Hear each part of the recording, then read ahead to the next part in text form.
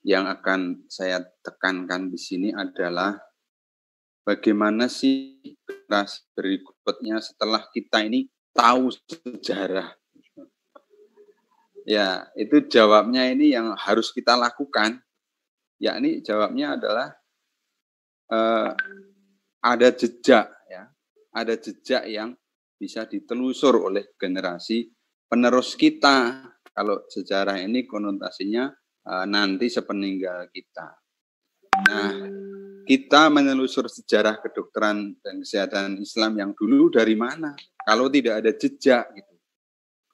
Nah, oleh karena itu kesadaran penuh saya akan hal tersebut, maka saya pun kemudian di kesempatan ini, kalau saya tidak bisa menjelaskan detail materi saya, ya materi awal inilah yang sebetulnya menjadi kesimpulan. Jadi ini saya pakai teorinya Stephen Covey, The Seven Habits of Highly Effective People, atau sudah menjadi The Eight Habit ya. Yakni apa? Start from the end. Jadi saya mulai dari kesimpulan. Kesimpulannya apa? Dari pelajaran sejarah. Kesimpulannya kita harus membuat jejak. Nah, jejak itu adalah karya. Di pemberitahu ditulis saya Dr. Sakiran menulis buku Mujiat Gerakan Sholat. Nah, ini bagian dari yang saya sebut jejak. Dengan jejak inilah si penerus kita nanti akan mengerti apa yang telah dilakukan oleh para pendahulunya. Ya, silahkan teman-teman di anatomi dengan kadaver-kadavernya, itulah sebetulnya yang kemudian membuat saya untuk tidak melewatkan begitu saja pengalaman itu, dan saya torehkan dalam bentuk tulisan yang kemudian terkumpul menjadi buku. Dan buku ini sudah alhamdulillah sudah melewati batas yang disebut dengan bestseller dengan berbagai revisi dan sudah memberi contoh. Nah, kita harus bagaimana mengukir sejarah kedokteran Islam, bagaimana menyambung estafet para pendahulu kita. Kemudian ini buku-buku lain yang alhamdulillah kemudian dari satu buku dan terus tulis gitu. Ini kalau yang ini masih banyak karya orang. Jadi contoh ini ketika kedokteran itu sebenarnya karyanya saya email-emailan sama beliau, kemudian saya terjemahkan. Yang ini juga karya Profesor Omar Bli. Ini karya Profesor John William, ini ketua ID internasional yang waktu itu berkedudukan di Paris. Bahkan yang ini hukum bedah medis ini karya Syekh Dr. Muhammad. Nah, ini saya mulai kembali menorehkan tulisan-tulisan sendiri. Ini pengalaman menangani pasien santet, ya, kena sihir paku di tubuhnya. Saya Supiati manusia paku. Kemudian yang ini menjadi keluarga Allah, ini adalah bagaimana metode hafalan Quran dengan mudah. Terus yang terapi Hooker ini beberapa ringkasan dari disertasi S3 saya. Gantung wudhu ini beberapa penelitian dari mahasiswa-mahasiswa di FKUMY dan program HEMKEP ya. Dan seterusnya, ya masih ada buku yang sesuai dengan akronim nama saya, yakni Sehat Gaya Rasul atau SGR. Ya, ini Dr. Bambang juga termasuk pegiat bagaimana pola hidup sehat yang sebenarnya sudah ada di dalam Islam. Baik, teman-teman ikhwafillah rahimakumullah, saya juga mengikuti arus modernitas, yakni arus milenial ini. Alhamdulillah sudah seratusan lebih video saya, silahkan nanti teman-teman bisa mengakses. Bahkan saya juga undang, saya punya podcast di rumah saya untuk bagi ya, dan nanti saya siarkan lewat akun Sakrian Official atau Instagram dan Facebook. Ya, teman-teman semua, saya ingin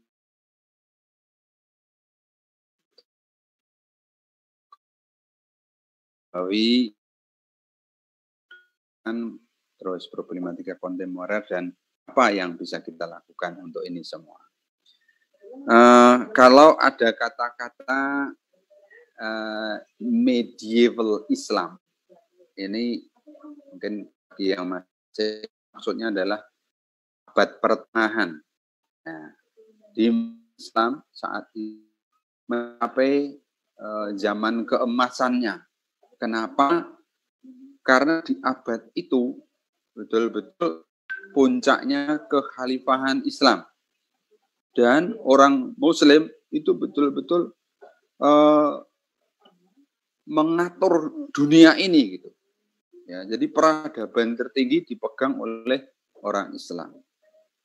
Nah, kita tahu bahwa Arab itu menjadi tempat yang strategis karena menjadi posisi persilangan antara 3 benua, yakni Asia, Afrika, dan Eropa.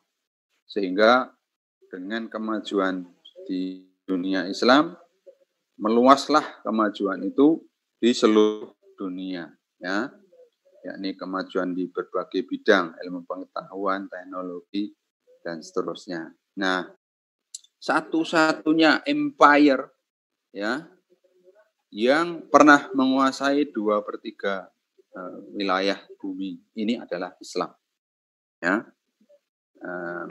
Meskipun di Indonesia punya Sunda Empire kan, tapi sudah ditangkap orangnya, ya.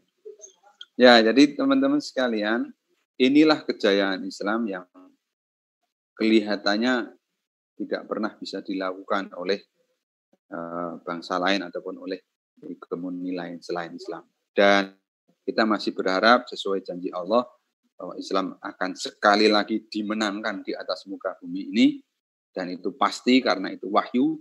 Tinggal pertanyaannya, kita ini berada di mana? Mudah-mudahan dengan semangat ini kita berada menjadi salah satu dari bagian dari pemenangan Islam itu. Nah, ilmu pengetahuan betul-betul seakan-akan berlambang Arab. Jadi pinter, maju itu identik dengan Arab, dengan Muslim. Nah, inilah yang sesungguhnya membuat iri bagi orang lain. Apalagi ada yang namanya kekhalifahan. Sekali lagi, hanya Islam yang bisa. Jangan sampai sejarah ini kita lupakan. Apalagi akhir-akhir ini ada pihak-pihak yang ingin mendiskreditkan kata Arab dan kata Islam. Seakan-akan Arab dan Islam itu adanya hanya buruk, keterbelakangan, kebengisan, dan seterusnya. Ini betul-betul harus kita lawan. Tapi dilawannya dengan apa? Dengan karya. Ya, bahwa kita ini mampu, kita ini bisa, semua ada di Islam. Nah, kembali kepada sejarah kedokteran, saya katakan di sini dengan yakin, ini tang budi kepada Islam. Karena apa? Karena kontribusinya. Sejarah telah menunjukkan bahwa para dokter Muslim itu menjadi milestones, ya, dari kedokteran kuno kepada kedokteran modern. Kenapa? Karena para dokter Muslim di era kekhalifahan itulah yang merintis diagnosis dan penyembuhan beragam penyakit, ya, menerjemahkan ilmu-ilmu yang ada di kedokteran kuno Yunani, Romawi zaman itu, diterjemahkan, diteliti, dikembangkan menjadi dasar-dasar kedokteran modern. Nah, sudah yakin jelas bahwa yang namanya rumah sakit pertama kali di dunia itu dibangun kekhalifahan Abbasiyah di kota Baghdad, Irak. Nah, teman-teman tahu kan bahwa Irak diluluh lantakkan oleh musuh-musuh Islam hari ini, ya, beberapa waktu yang lalu. Ini karena memang dendam umatnya mereka terhadap Islam. Nah, sekali lagi kita harus melawan dengan karya. Itu terjadi di tahun 800 Masehi. Nah, rumah sakit betul-betul berdiri dan mutakhir, bahkan lebih mutakhir dibandingkan dengan apa yang terjadi di Eropa, di Barat waktu itu. Nah, teman-teman, masa sih mungkin kalau ada yang bertanya? Iya, sebelum ini belum pernah ada rumah sakit. Artinya rumah sakit yang dikelola secara modern. Nah, itu yakin. Silahkan dibaca-baca dari berbagai dokumen sejarah. Ya, jadi Bimaristan kalau bahasa aslinya, ya, Bimaristan. Al-Mustashfa, itu tempat penyembuhan. Ya, itulah yang dilakukan oleh para pendahulu Islam. Kemudian selain rumah sakit, pendidikan kedokteran, di mana sistem pendidikannya juga langsung dilakukan di rumah sakit, itu terjadi di Islam, ya, di dalam kekhalifahan Islam. Nah, Islam mengajarkan umatnya untuk merawat seluruh jenis penyakit tanpa memandang status ekonomi pasien. Betul-betul, ya, Islam itu menjadi pelopor bidang kedokteran dan kesehatan. Dan Islam pada era kejayaannya juga terbuka bagi semua, laki-laki, perempuan, sipil, militer, kaya, miskin, muslim, non-muslim. Ya, jadi teman-teman harus membuat perlawanan sekali lagi, ya. Kan Islam itu inklusif, ya. Islam itu nggak toleran, salah besar itu, ya. Bahkan di Baghdad tadi, di Yundisapur, rumah sakit Islam khalifah yang terbesar yang memiliki 8.000 tempat tidur, itu di dalam lingkungan rumah sakit itu ada kapelnya. Kapel itu gereja kecil. Karena apa? Memberi kesempatan pasien-pasien non-muslim untuk beribadah. Masya Allah itu. Ya. Jadi benar-benar kita harus mengembalikan kejayaan sejarah ini di era modern ini. Rumah sakit jiwa juga sudah dirintis. Perawatan lanjut usia yang sekarang dikenal dengan hospice atau pasien-pasien dengan penyakit terminal, itu pun sudah dirintis pada zaman dokter-dokter muslim pendahulu kita. Nah, jadi dilakukanlah penerjemahan karya-karya kedokteran klasik, kemudian kembangkan, ditemukan penelitian-penelitian, dan kemudian ditulislah buku-buku kedokteran. Ya, sejumlah penyakit, cara penyembuhannya, semuanya sudah ditulis. Bahkan operasi-operasi itu dilakukan oleh para dokter muslim waktu itu. Sehingga teman-teman sekalian, negeri barat itu belajar terhadap semua ini di negara Islam. Bahkan saya katakan, boleh jadi dunia barat itu tidak akan menguasai ilmu kedokteran seperti sekarang ini kalau tidak ada kontribusi dari kedokteran Islam. Ini contoh-contoh buku di mana waktu itu dilakukan penulisannya oleh para dokter muslim. Nah, Ibn Sina, Al-Qanun fit Taib, ya, bahasa Arabnya, atau The Canon of Medicine. Saya pernah melihat buku Al-Qanun fit Taib di perpustakaan Masjid Nabawi. Kalau teman-teman besok bisa ke sana lagi. Di Nabawi itu ada perpustakaannya, itu ada di sana buku Al-Qanun fit Taib. Ya, dan itu masih berlaku atau masih diacu sampai dengan 500 tahun setelah ditulisnya oleh Ibnu Sina. Masya Allah, ya. Kemudian penemuan-penemuan anatomi, misalnya di sini ada sirkulasi minor, itu ditemukan oleh Ibnu Nafis. Itu ya, kiasma optikum, ya, anatomi bilang tadi Al-Mansuri, ya, ini rumah sakit yang 8.000 tempat tidur tadi. Ini sudah terjadi, Masya Allah, ya, di zaman keemasan Islam, abad 12. Ya. Kemudian ini yang disebut dengan Bapak ilmu bedah dunia atau ilmu bedah pertama, yakni yang dipanggil sebagai nama Al-Bukasis Az-Zahrawi. Beliau punya buku yang namanya At-Tasrif. At-Tasrif ini uraian tentang ilmu bedah, ya, dan juga alat-alat pembedahan yang diciptakan oleh beliau. Jadi teman-teman sekalian, sekali lagi, dokter-doktermu pendahulu itu betul-betul pionir di bidang kedokteran, dan kita semua harus menyambut estafetnya dengan karya-karya kita. Ini alat-alat bedah yang diciptakan oleh beliau, yang sebagian sampai hari ini masih dipakai. Kalaupun berubah, ya berubah bentuk, ya, dan bahan.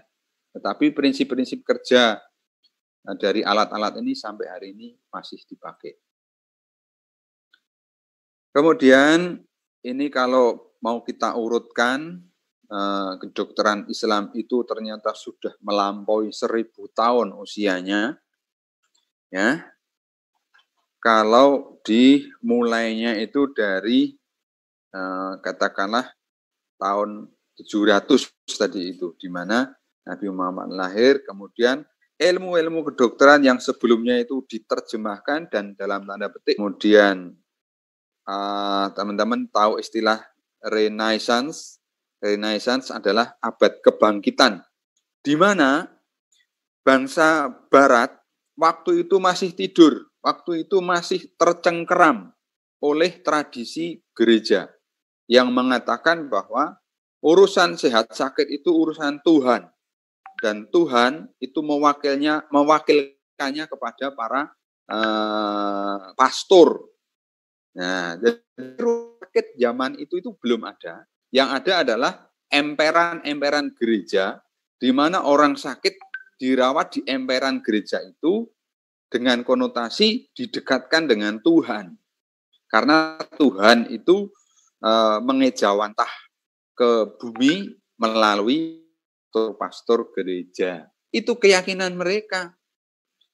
Ya, sehingga ketika Islam datang dan kemudian maju dengan ilmunya, Eropa bangkit, bangsa Barat bangkit, seakan-akan memberontak doktrin yang salah dari gereja.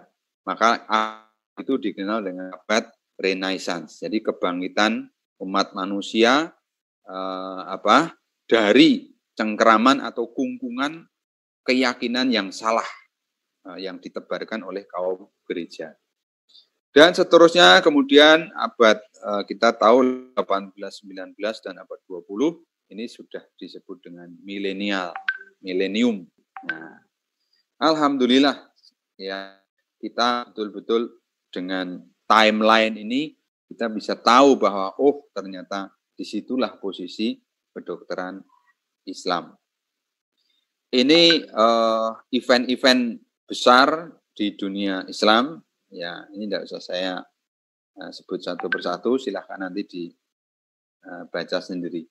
Ya, teman-teman sekalian, jadi saya review sedikit apa yang sudah saya sampaikan, bahwa Islam datang di suatu era yang sebelumnya sudah ada ilmu kedokteran, tetapi kemudian Islam datang dan dalam tanda petik mengislamkan ilmu-ilmu lama. Mengislamkan di sini bagaimana? Terutama adalah meluruskan yang salah, yang melenceng, terutama dari sisi akidah.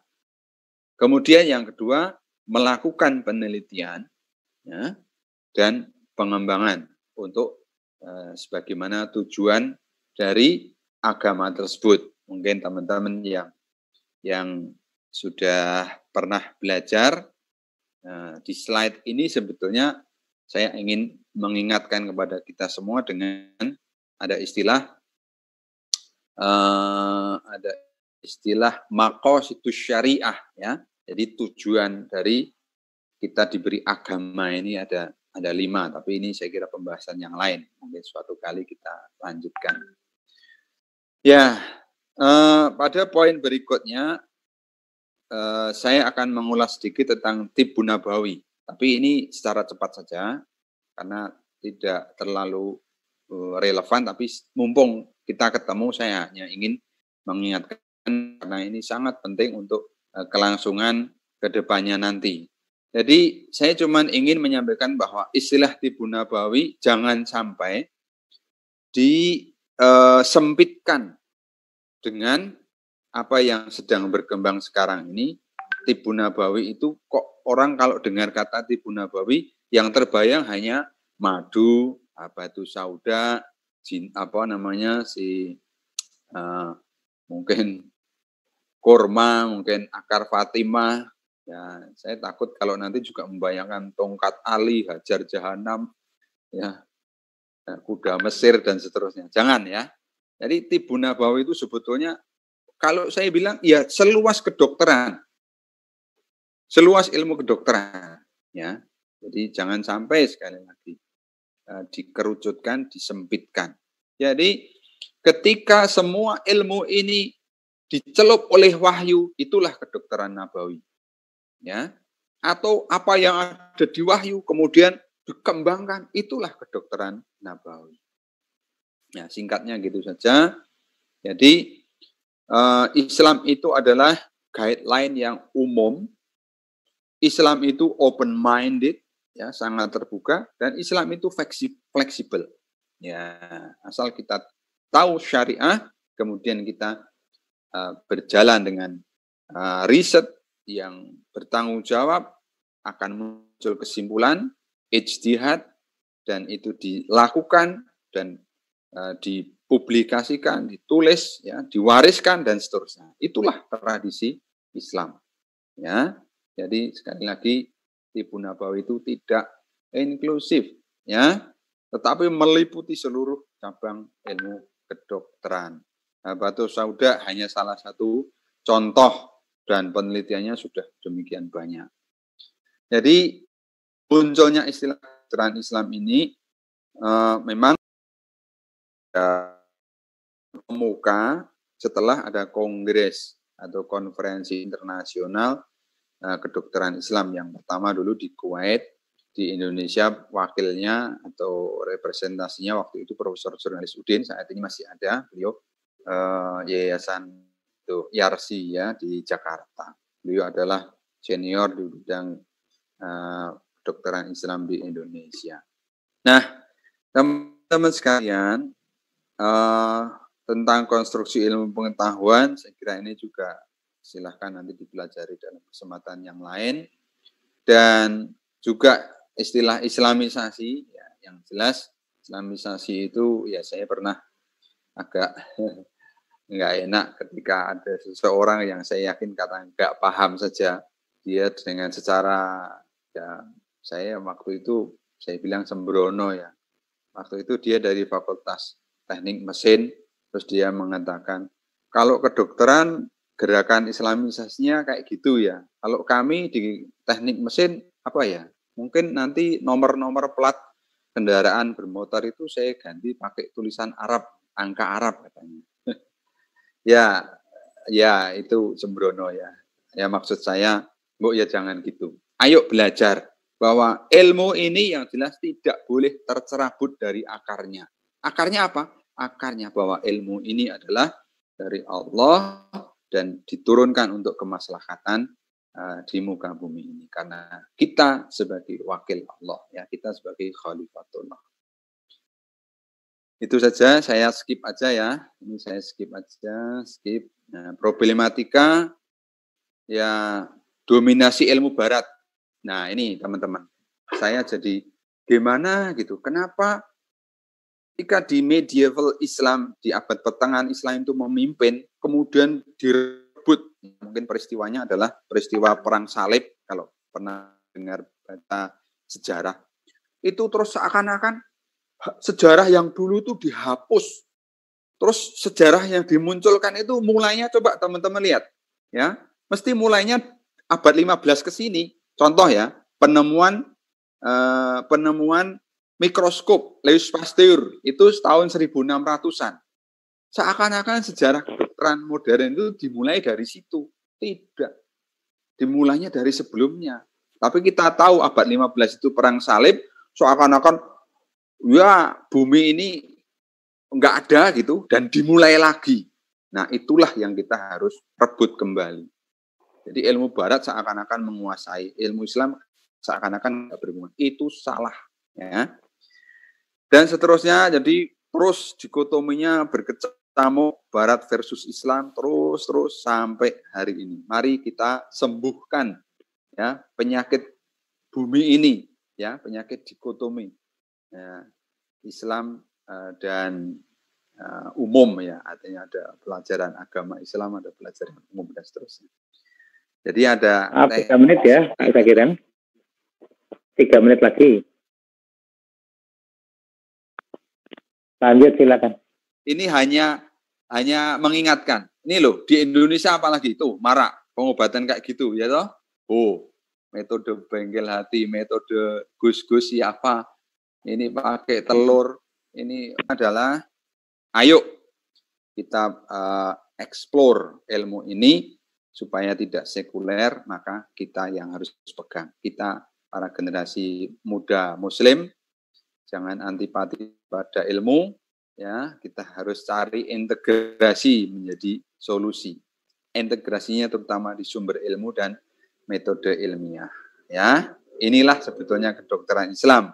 Intinya adalah harus berdasarkan keyakinan tauhid dan tetap punya metode ilmiah. Karena itulah sebetulnya jejak-jejak ilahi itu adalah ya Allah, ya. Kita semua adalah dai, kita semua adalah pelaku riset, dan Tuhan, ya Allah, beliaulah Presiden Federal Association, sudah meninggal 2 tahun yang lalu. Allahu yarham. Terima kasih, kurang lebih mohon maaf. Assalamualaikum. Waalaikumsalam warahmatullahi wabarakatuh. Terima kasih Dr. Zakiran.